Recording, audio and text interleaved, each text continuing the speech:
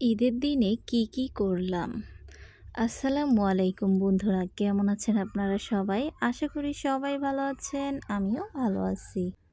আলহামদুলিল্লাহ। আমাদের তো আল্লাহর রহমতে অনেক ভালোই ঈদের দিনটা কেটেছে। তো আপনাদের কার কেমন কেটেছে? অবশ্যই কমেন্ট করে জানাবেন।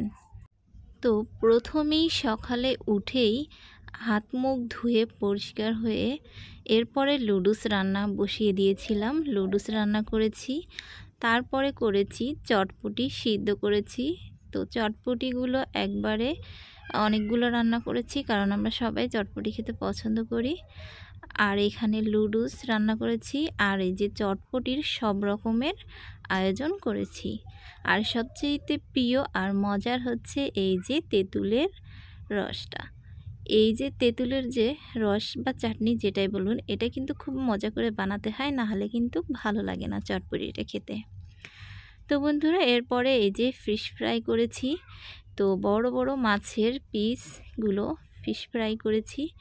তো আমি এই ফিশ ফ্রাইগুলো কেন করেছি, আরও অনেক কিছু ভেজেছি।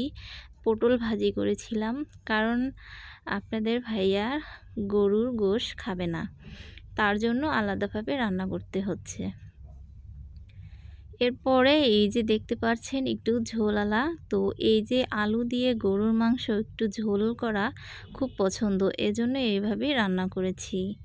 তো এরপরে এই যে দেখুন কতগুলো পেঁয়াজ বেরেস্তা করছি, পেঁয়াজ বেরেস্তা করে নিচ্ছি। এরপরে আমরা চিকেনটা ভেজে নিব, মুরগির রোস্ট করব। তো এখানে এই যে ব্রয়লারের মুরগি দিয়ে রোস্ট করেছি, তা রেডিমেড মশলা দিয়ে রাঁধুনি মশলা দিয়ে করেছি। তো এইভাবে অল্প অল্প করে সব কাজগুলো করে নিচ্ছি। তো এই যে রোস্টটা রান্না করার ভিডিও আমার চ্যানেলে দেওয়া আছে, আপনারা চাইলে দেখে নিতে পারেন। অনেক সহজভাবে আমি করে দেখিয়েছি কিভাবে রান্না করতে হয়। সহজে যারা কখনো রান্না করেনি তারা এই ভিডিওটা দেখলে অবশ্যই রান্না করতে পারবে।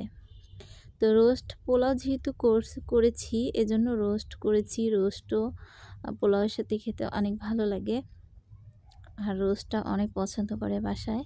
তো এই ফাঁকে আবার একটু চটপটি খেয়ে নিচ্ছি। তো এরপরে আবার এই যে দেখুন রোস্টটা আমার রান্না করা হয়ে গেছে। তো দেখুন কালারটাও অনেক সুন্দর এসেছে আলহামদুলিল্লাহ, দেখতেও আর খেতেও অনেক মজা হয়েছে। তো এই যে সব কাজবাজ শেষ করার পরে আমি খেতে বসলাম গোসল করে। এর আগে আবার কিন্তু কাজবাজ শেষ করে হাতে মেহেদিও দিয়েছি।